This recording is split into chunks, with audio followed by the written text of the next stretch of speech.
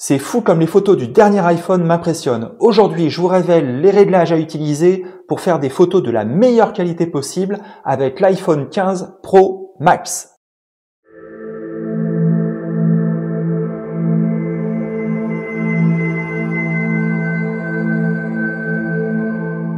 Alors ça fait maintenant plusieurs semaines que j'utilise l'iPhone 15 Pro Max dont m'a généreusement fourni l'Office de tourisme Luberon Sud Tourisme pour lequel je travaille en tant que Community Manager et j'ai pu me faire ma propre idée, j'ai fait mes tests, j'ai fait mes essais et voici les réglages que je vous conseille si vous avez le même appareil pour faire des photos dans les meilleures conditions et avec la meilleure qualité possible. Je vais vous montrer également comment utiliser les trois objectifs situés à l'arrière. Spoiler, l'un des trois est une véritable machine de guerre. Et je vous montrerai aussi enfin comment retoucher rapidement vos photos sur l'application mobile Lightroom. Allez, on commence par les réglages. Donc on se rend dans l'application réglages de l'iPhone et on descend jusque les réglages de l'appareil photo, ici. Et on va rentrer dans format. Alors dans format, vous allez cliquer sur le plus compatible, tout simplement parce que c'est le format qui vous évitera toute forme de compression. Et bizarrement, iPhone met par défaut le format d'enregistrement sur haute efficacité.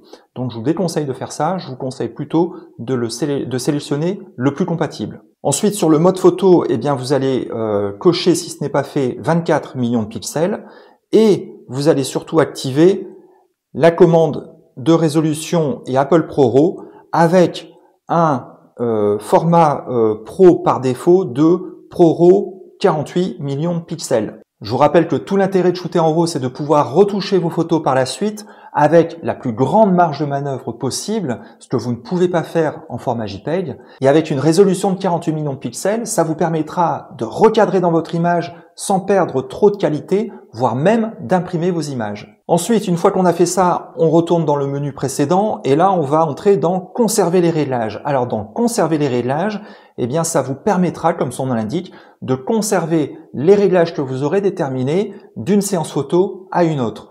Autrement dit, vous allez conserver une cohérence dans toutes les photos que vous allez faire. Et c'est très important parce que ça va vous faire gagner beaucoup de temps. Donc ici, concrètement, eh bien, vous allez activer le mode de l'appareil photo, les commandes créatives, commandes de profondeur, commandes macro, ajustement de l'exposition, mode nuit, agrandissement des portraits, mode action, commande de résolution et Apple ProRAW, Apple ProRes, ça c'est pour la vidéo, et Live Photo. Autrement dit, vous activez tout. Une fois que c'est fait, on retourne dans le menu précédent et là, vous allez activer la grille et le niveau. Ça vous permettra, lorsque vous ferez des photos en prise de vue, de cadrer correctement parce que, je vous le rappelle aussi, le plus important c'est de faire la plus belle photo à la sortie de l'appareil photo. C'est-à-dire que moins vous avez à recadrer après, mieux c'est. Moins vous perdrez de qualité, de résolution et d'éléments dans votre photo. Donc, faites le maximum pour que votre cadrage soit réussi lorsque vous faites la photo. C'est pour ça que la grille va vous aider, en vous aidant par exemple de la règle des tiers, et le niveau à équilibrer votre photo pour qu'elle soit bien droite. Il nous reste à voir deux éléments dans les réglages. Je vous invite à vous rendre sur l'appareil photo principal. Là, on va déterminer la longueur focale de votre appareil photo principal, de votre objectif principal. Et vous allez voir qu'il y a trois possibilités, 24 mm, 28 mm ou 35 mm. Je vous conseille de rester sur le 24 mm par défaut parce que le 28 et le 35 mm ne sont ni plus ni moins que des recadrages du 24 mm. Donc, vous allez perdre en qualité, vous allez perdre en résolution.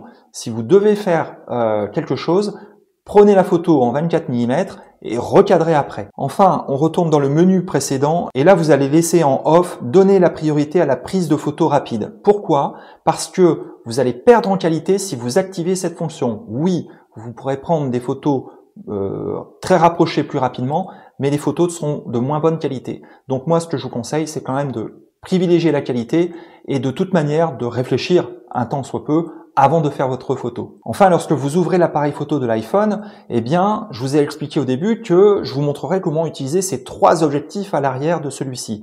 Tout simplement, ce que je vous conseille, c'est de toujours faire vos photos en restant sur ces trois objectifs-là. Concrètement, vous avez le x1, x2, x5. Alors, je sais pas trop dans quel ordre ils sont, mais ces 3 objectifs correspondent à ces 3 longueurs focales. Et c'est l'un des gros avantages de l'iPhone 15 Pro Max, c'est que le x5 est maintenant un zoom optique. Donc on gagne énormément en qualité par rapport à un zoom numérique. Autrement dit, lorsque vous faites des photos, faites toujours vos photos à x1, x2 ou x5. Ne naviguez pas avec la molette entre ces différentes longueurs focales parce que à ces endroits intermédiaires, eh bien, ce n'est plus un zoom optique que vous utilisez, mais un recadrage numérique.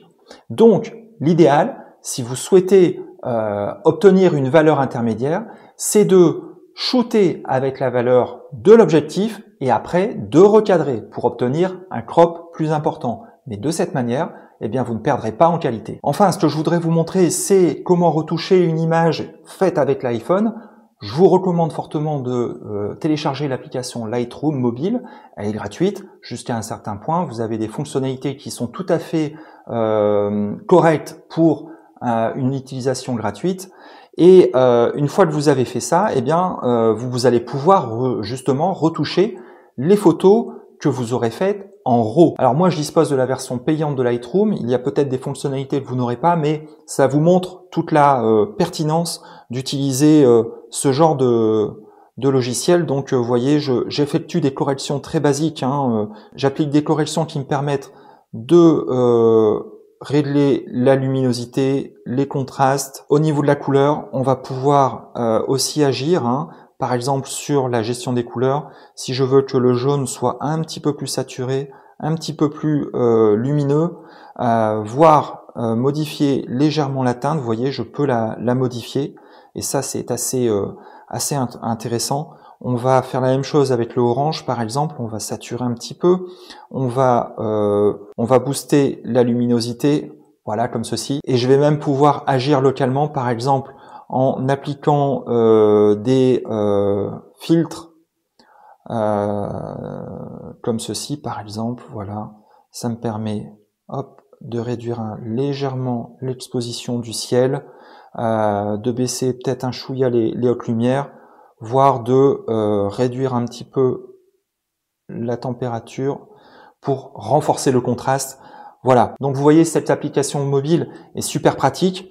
Ça vous permet d'agir en un instant. Vous voyez ici, je peux même recadrer de différentes manières. Je peux choisir une sélection différente. Ça me permet voilà, d'agir dans la photo. Vous le voyez, le zoom est assez intéressant. On a une très belle qualité d'image. Donc ce n'est pas encore le niveau de mon hybride Sony, mais je vous avouerai qu'on s'en rapproche très fortement et je l'emmène de plus en plus souvent avec moi, cet iPhone, puisque il me sert franchement à faire énormément plus de photos qu'avant et c'est autrement plus léger, autrement plus pratique et surtout on l'a tout le temps avec nous, donc c'est très facile de faire des photos dans ces conditions. Voilà, je tenais à faire cette petite vidéo sur l'iPhone 15 Pro Max puisque la précédente vidéo que j'avais faite remonte à l'iPhone 12 Pro et là pour le coup avec ce zoom x5 on a une superbe innovation, la qualité optique est vraiment très bonne, on a la possibilité de faire beaucoup de choses. Je vous en parlerai peut-être un peu plus tard parce qu'il y a des petites astuces qui sont vraiment intéressantes. Je referai des petites vidéos très courtes là-dessus. Ça sera peut-être plus sympa, plus pratique pour vous. Et puis d'ici là, eh bien, si vous avez cet iPhone, n'hésitez pas à mettre dans les commentaires vos astuces à vous. Comment vous l'utilisez, ça m'intéresse. Et puis, eh bien, d'ici là, je vous souhaite de bonnes photos et à bientôt. Ciao!